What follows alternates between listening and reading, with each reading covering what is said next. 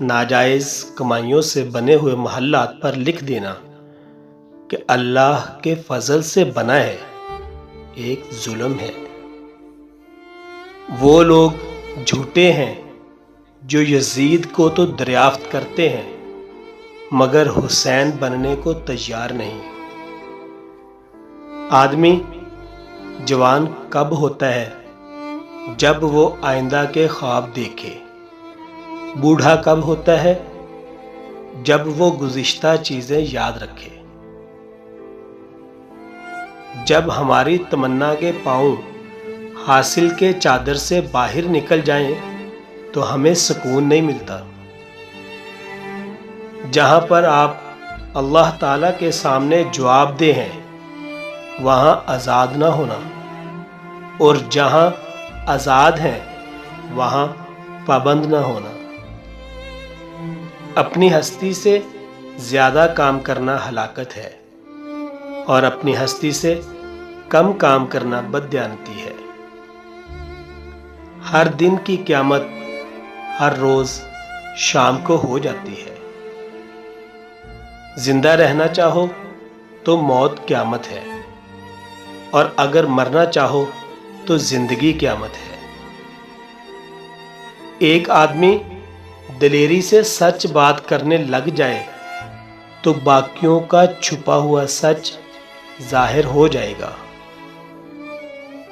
دین سے اس طرح محبت کرو جس طرح دنیا دار دنیا سے محبت کرتا ہے۔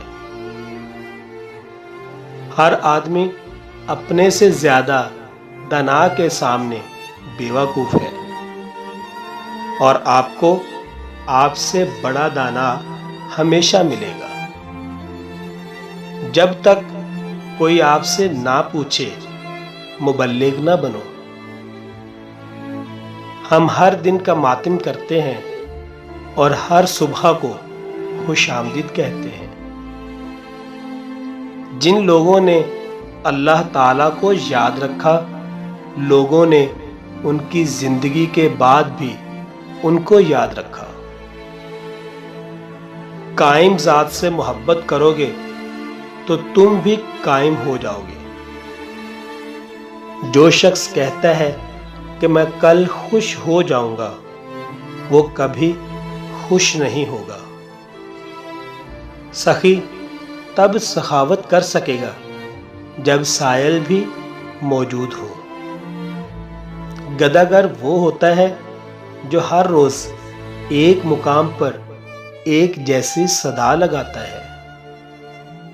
سورج کو نمایاں ہونے کے لیے تاریکی درکار ہے۔ جتنے عظیم لوگ تھے وہ غیر عظیم زمانوں میں آئے۔ جس کو آپ یاد کر رہے ہیں وہ کبھی کسی نہ کسی صورت میں آپ کو یاد کر رہا ہے۔ جھوٹا آدمی اگر سچ بھی بولے تو سچ بے اثر ہو جائے گا۔ علم اور عمل کے درمیان فاصلہ کم کرنا شریعت بھی ہے اور ولایت بھی۔ اگر علم عمل کا شاہد نہ ہو تو علم حجاب اکبر ہے۔ نااہل کو اہلیت کا مقام مل جائے تو اس کی جان بھی خطرے میں ہوگی اور ایمان بھی۔ اگر ایک ہاتھ اللہ تعالیٰ کے لیے رکھ دو تو سارا وجود ہی اللہ تعالیٰ کے لیے ہو جاتا ہے۔ پیسہ آتا ہے غرور دینے کے لیے اور جاتا ہے مسکینی دے کر۔ دعا کرو کہ تم اس عبادت سے بچ جاؤ جس میں اللہ تعالیٰ کا قرب نہ ملے۔ آمین یا رب العالمین۔